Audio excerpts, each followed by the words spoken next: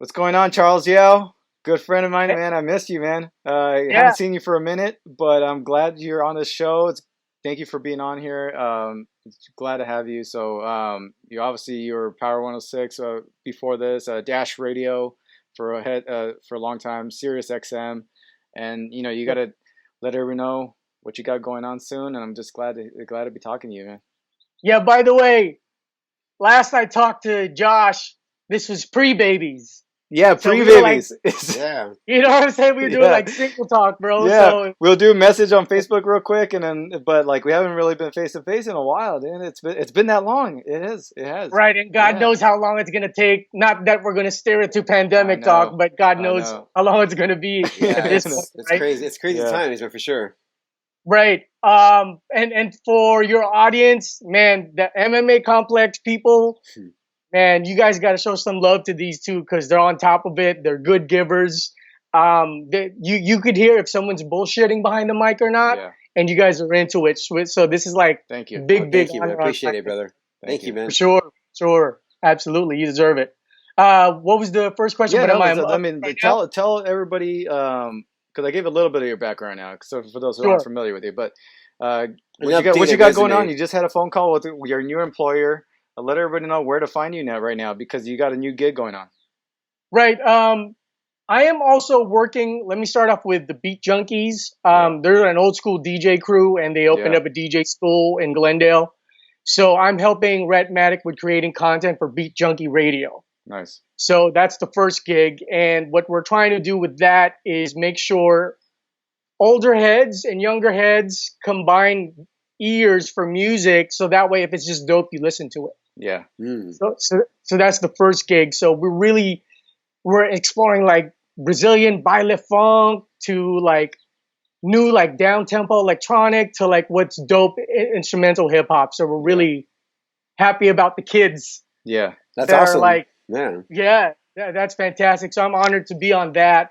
I got hired back in September with this podcast network called Bleav, and I'm in talks with another network for a basketball podcast, but Bleav is spelled BLEAV, Bleav Podcast Network, and I'm trying to cover all the martial arts, like before this grappling blow up. Yeah. The explosion. The explosion that's going on. There's a lot of people who were delving on the trapping range, where the clinch range is. So there's a lot of the martial artists who are like old school. So I'm trying to feature like people like Rob Kamen, who is like from the Dutch kickboxing era. A lot of the people used to train. I just recently interviewed this Mexican dude and this Spaniard dude who train in Filipino martial arts, just stick and knife fighting. It's interesting. So just doing a lot of that just to be both a classicist and updated at the same time. Does that make sense? Yeah, so I'm real excited with that. And then hopefully because I'm a hoop head, hopefully the basketball podcast is up next. Yeah, that's awesome. It's kind of like a martial art, like university almost. You get to take a crash course in martial arts.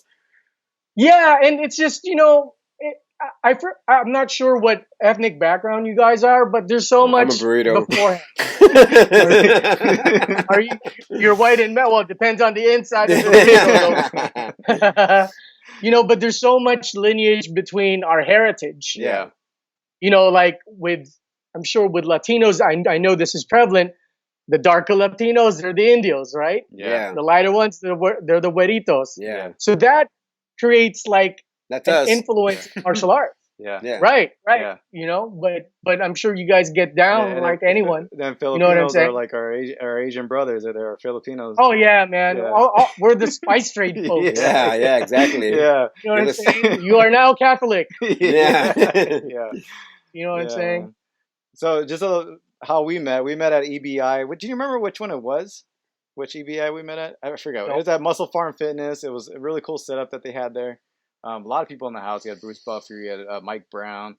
You had a bunch of people. I remember the scene there, and that's where I met you. And then I met you, and then we were talking, and I could see your love for jiu-jitsu. In this show, we're gonna definitely feature, if it's with your permission, the footage that you sent me, and we could show a little bit of the people watching what you're working on. And in terms of the footage that you sent me, tell me how that all came about. What brought you to kind of put that together? I see you had some really good, you have some big names in there, and just the footage is just amazing. It's really crisp and clean. It's just how that came about and what's your thought process behind it. Basically, in tweet form, because it might be too long. My dad got sick in 2016. Okay. Oh, 2015. So I had to fly back to Manila, Philippines. Took care of him. He passed away in 2016. Sorry. No problem. All of the late part of 2016, I took care of like the extrajudicial process, the closing of accounts, and we're the second family. So you can imagine Philippine law about Catholicism is a bunch of bullshit. Yeah. So that was all of 2017 already. And then 2018, when I was going to move my mom out here, she snapped her finger. Literally, No. Broke her femur. Why am I saying femur? She broke her femur in half, like a clean break. Yeah. So you can imagine, and I just moved back in the U.S. in 2019 of August. So you can imagine the creative blue balls. Yeah. From handling all that, quitting work, and no disrespect if you both had kids, but thank God I didn't have a family or kids. Yeah. Because otherwise, I don't know what would have happened. I get you. And thank God I'm half Chinese, because if I was all Filipino, I spent all my money. I wouldn't have money. You know what I'm saying? Yeah.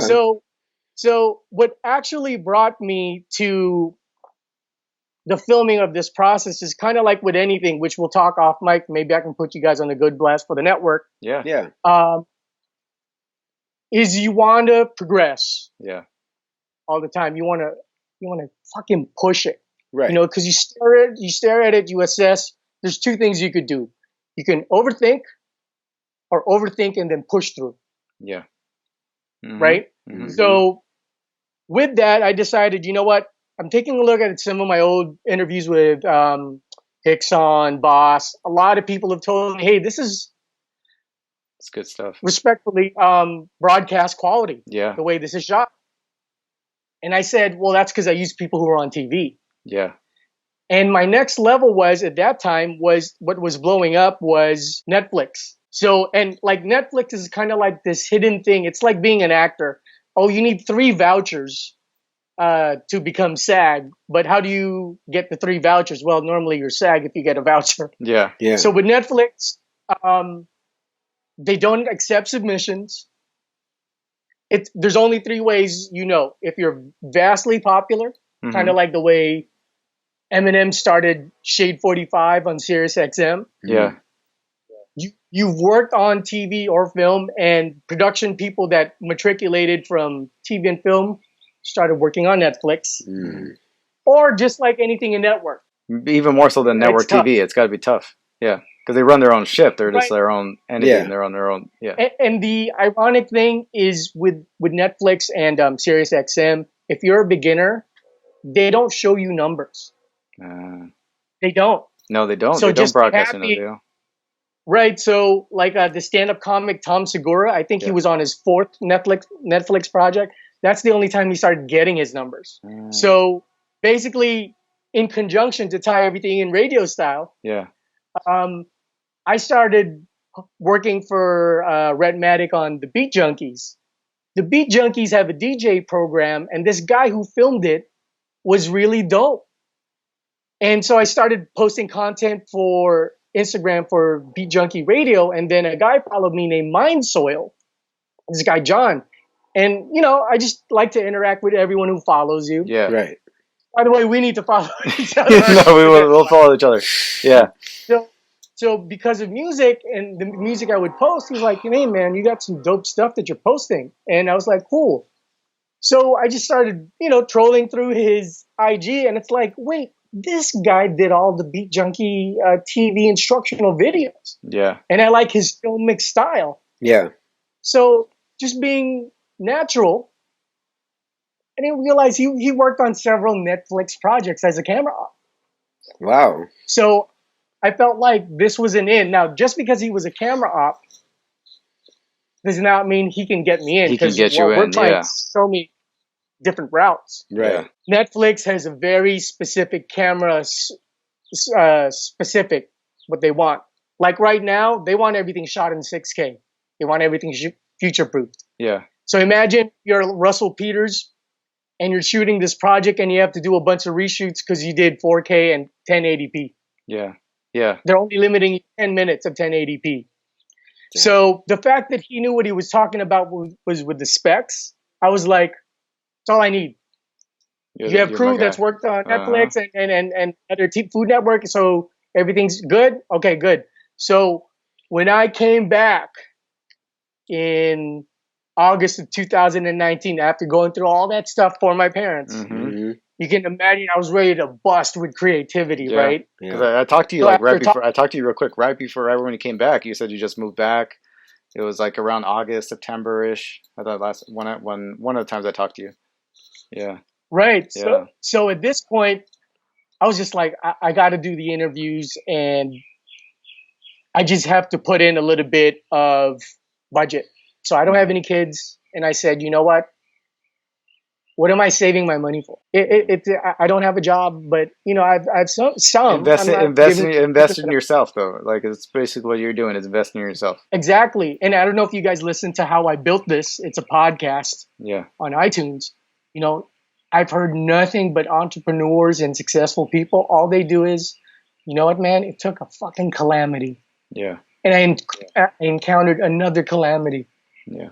But since I went through that, what else do I have to do? Why am I bailing on myself? Right. So that's where we're at right now, because with the pandemic, I'm currently talking, I hope Robert won't be pissed off. I'm talking to Robert Drysdale. Nice. So he's consulting with the project. Okay. So we're collaborating minds because he has his project. He has the origins of jiu-jitsu that he's putting together. Mm-hmm. So I'm kind of like, we're co-consulting for each other. But for sure, once this pandemic is over, something's going to move with this project. And in terms of how'd you talk to Kenny Florian, who you have on working on this project too, at least being featured in the project, and several other jiu-jitsu practitioners. How did you get in contact with them? Did you know them beforehand? Did you train? Are you training at some of these locations? How did you? As far as for the listening audience and viewing audience for MMA Complex, it's Kenny Florian, it's Leo Vieira, and Humalo Bahal. So in the radio programming mind, I said, let me answer your question first. I just reached out to them and visited them at their gym. Each and every one of them. Wow. That's awesome. That's what you got to do. Huh? Yeah. Like we're fortunate to have like MMA fighters be so accessible to us. And in the area that we live in, there's lots of MMA gyms. A lot of gyms around here. Yeah. Right? Brought out the good old iPhone. It was like, this is some of my interviews. Sometimes if you just pull out one, they see Hicks on, it's like dunzo, it's a wrap. But there's programming overthinkers that'll go, well, is jiu-jitsu going to be hogtied for another year? Do we want this content now?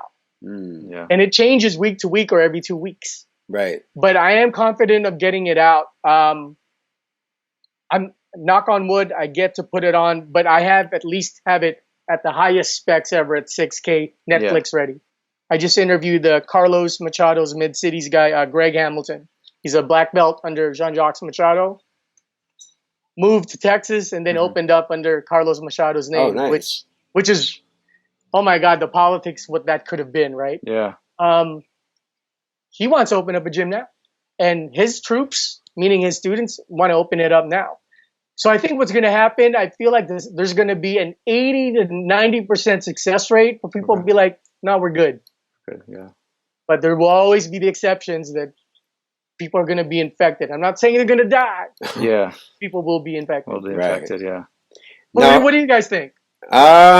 To be on-air talent, and let me toss it back to you guys. I think as far as jiu-jitsu is concerned, I think they're able to put on events, small gatherings, with no audience. Well, even just a small number of audience, 50 to 150, less than 200 max or whatever, that would be like the number that they would probably end up starting with for the rest of the year. And then see how it goes. I mean, really, we're just waiting on a treatment at least, and that's going to be like another year before that happens. Well, vaccine's one thing, but a treatment, as long as there's like some medication they could give you, or they figure out what will help if you get infected, and it's a serious turn, I think then that comes in. I think we'll bounce back to normal pretty quick once that comes around. I think I think also like they can start doing fever testing and do it that way. Yeah, and then how much, I don't know.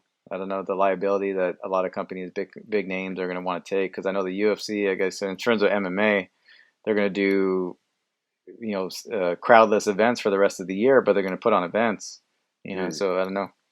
Yeah, I feel like the pecking order is cure, antibodies, because with antibodies, it's a case of Charles is diabetic, Josh is asthmatic, but let's just create something in general to fight. And then vaccine is third, because vaccine, it could be like a year and a half, 2 years. Yeah. Mm-hmm. So I think the cure, you guys are spot on. Very smart guys. Cure is number one. Creating antibodies, number two. Vaccine is number three. Yeah. Right. My opinion, at least. My opinion. Yeah.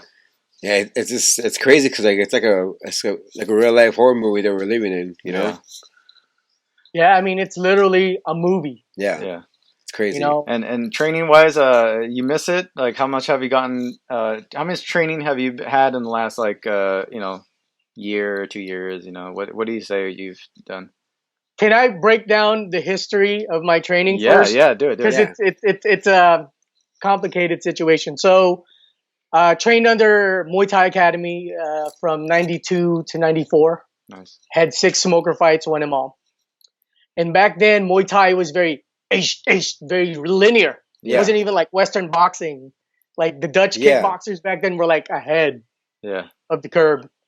And then I got into Filipino martial arts, but really just for the knife, because the knife is far more. It's not feudal America or feudal Japan, right? Or carrying sticks and swords.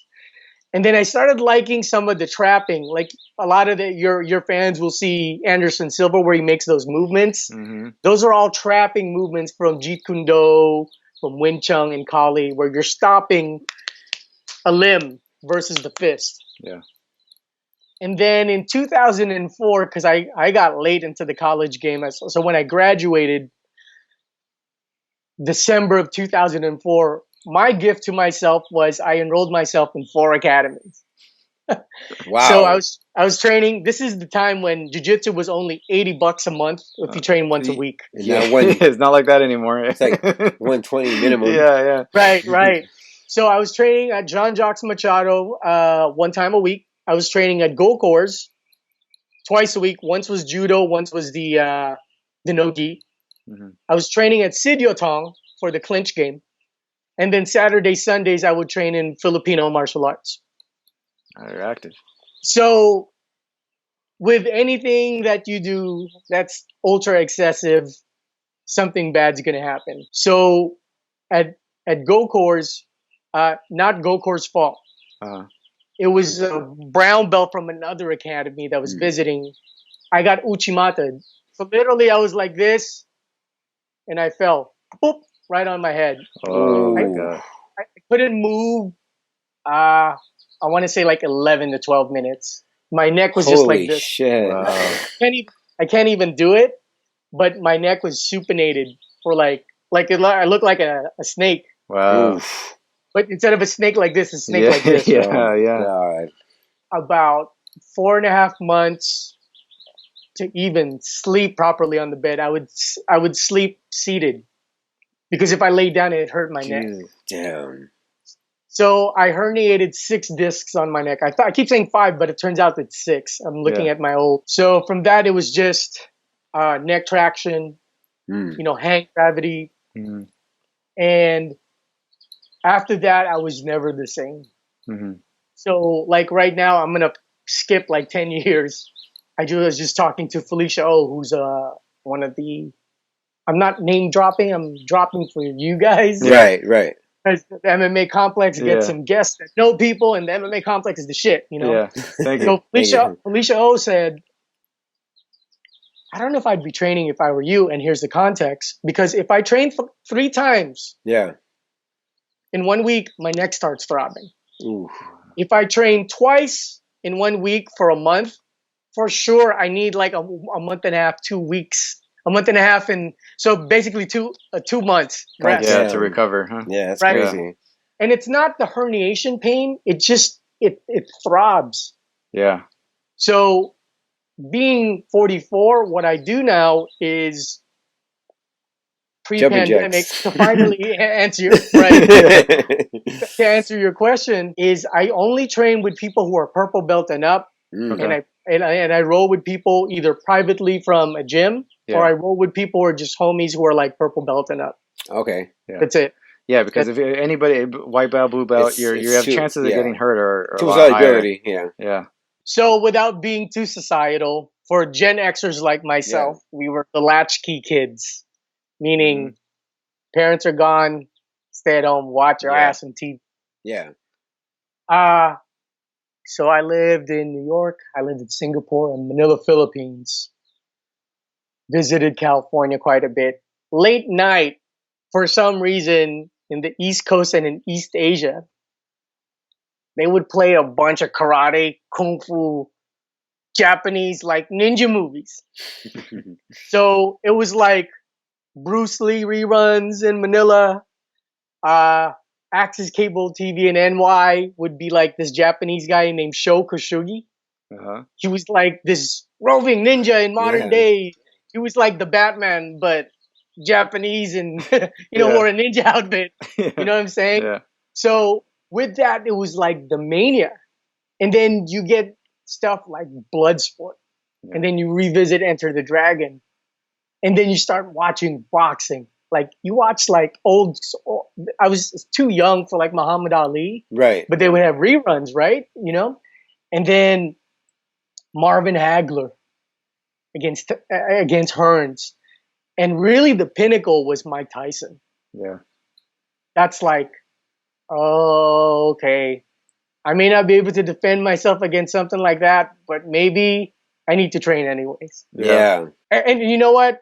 If you guys interview someone who's in media and they're boring and they don't know how to give and have zero energy behind the mic, they need to get their asses out of media. Yeah, I know. Because on Air Talent, we need to like take care of each other's shows. Yeah, for sure, man. Yeah. Got to be able to give, dude. Yeah, man. You got to feel the energy. You got to. I had a side question for basketball.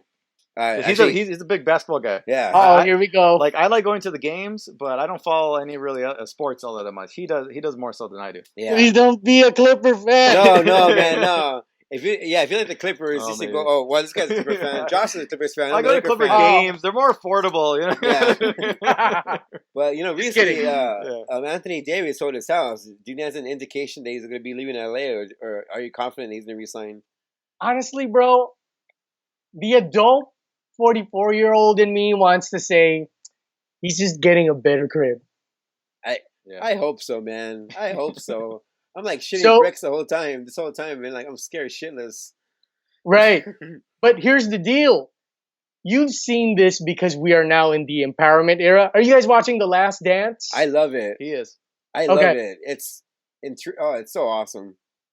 So Josh, I know it's a big commitment because it's 10 hours, but maybe even highlights, maybe just get into it a little bit or listen to a pod about it. So it's fascinating. Fascinating. Right, and it's so well done. Yeah. Right? It's just awesome. This is like bone in ribeye. Oh my God, this is it's shit. So great. Oh God, it's such a great documentary. So this is me overthinking about Anthony Davis. Old Charles says, dude, he's just buying a better crib. Relax. The Lakers can pay him the most. Yeah. But because we are in the player empowerment era, not to scare you, bro. Yeah. I'm scared. I've been scared. LeBron is a team hopper. Look at what Kawhi Leonard did. Oh, San Antonio, you can't take care of my quad. I'm not playing. Yeah. And guess what? I'm gonna go to Toronto, maybe play a year, win you a ring, and I'm out. Oh, Lakers, I may sign with you, but guess what? I'm working little something with Paul George, and you won't know it. And I'm gonna make you wait till the last day, and then I'm gonna bounce as soon as Paul George is. So honestly, not to make you trip, but for the younger heads, I mean, these guys are in their 20s. Yeah. Anything could have a motive. But my gut right now says Lakers can pay him the most. He can almost win a ring. Not just that, but like like he can't like what the Lakers can offer him as far as like players and living in LA and what LA can give you. I mean, there's no one out there's no market out there like LA. So why would he want to go anywhere else? He has his best chance of winning the championship with the Lakers, in my opinion. And if they can trade a couple of players for a third star, like legit third star, it's a wrap, dude. Yeah. I love Kuzma, but man, like he's to step it up. Yeah, and you're dyeing your hair. I see your hand on an Instagram model's ass. He's just begging young chicks. Right, and you're starting to dress like you're like a pop star, right? He's like a pop star more than he is an NBA player. Yeah, man. It's just like, dude, just play, just hoop, dude. Just hoop, man. Yeah, for sure. Sorry, not to No, all good. No, about the NBA, and we'll go on the Corona thing. What do you think how do you think the season's gonna go? Current situation. What are your hopes for? What are your expectations for it? Okay, hopes and expectations. Hope return to normalcy in 6 months with cautionary practice. Like literally, you know what? I hate to say this, but maybe let's wait till the end of May to start letting people out. And then people who are older, stay your ass at the house. Yeah. People who are in endangered careers, here's a cautionary list for you to handle. Yeah. So that's hope. 6 months, we're good. All right, so just to wrap this whole thing up, it was great talking to you, man. Just give everybody a little bit how to follow you on social media if you got any presence on there, and where to get you, where to get a hold of you, and just I know you got other projects coming up, and where to get in touch and to find that stuff. So sure, everything is at Plug12 PLUGONETWO. That's homage to De La Soul. Yeah, they were awesome. Yeah. Have you checked out Hip Hop Evolution on Netflix? Do you like that show? Dude, I fucking love that thing. I love that show. I love that show. It's so well done, dude. Yeah. And Shad is Canadian, which I thought a lot of MCs were going to be for a little bit. It's like, get some from New York or LA, or at least, someone from the South. But nah, he did it up right, dude. Yeah. I love that show. But it's at Plug12. I'm everywhere. iTunes, SoundCloud. But basically, I have a website called plug12.com that has all the links for YouTube, Twitter, Instagram, Facebook. Everything's all in there. I'm really interactive, and I just moved back in August, just got a new job in September, and started in January, and then the pandemic hits. Yeah. So I'm definitely available to collaborate, work with folks. Let's do it, man. Let's work on some stuff in the future, man. Let's get something going. Yeah, for sure, man. Yeah. And shout out to the MMA community, your followers. I always feel like you guys are really interested, and I feel that behind when I have my headphones on if I'm not looking. You know what I'm saying? Yeah. So you guys do a really good job. Thank you for that, man. I appreciate it. Thank you. No, well deserved, dude. Well deserved. Yeah, thanks, man. Yeah, thanks for your time, man. And it was really enjoyable to talk to you. I wish nothing but the best for you, and we look forward to working with you in the future, man. We'll stay in touch, man. Yeah, we'll be like Brendan Schaub, Joe Rogan. You know, they have a network, right? Yeah, why not? Why not? You just got to build. You just got to build. For sure, and man. You just got to filter out. If you hate, then they got no time for you. All right, man. Well, much love and respect for you, man. All right, man. You take care. You stay safe. Likewise. All right, man. See ya. See ya, man. Take care. Bye. Bye.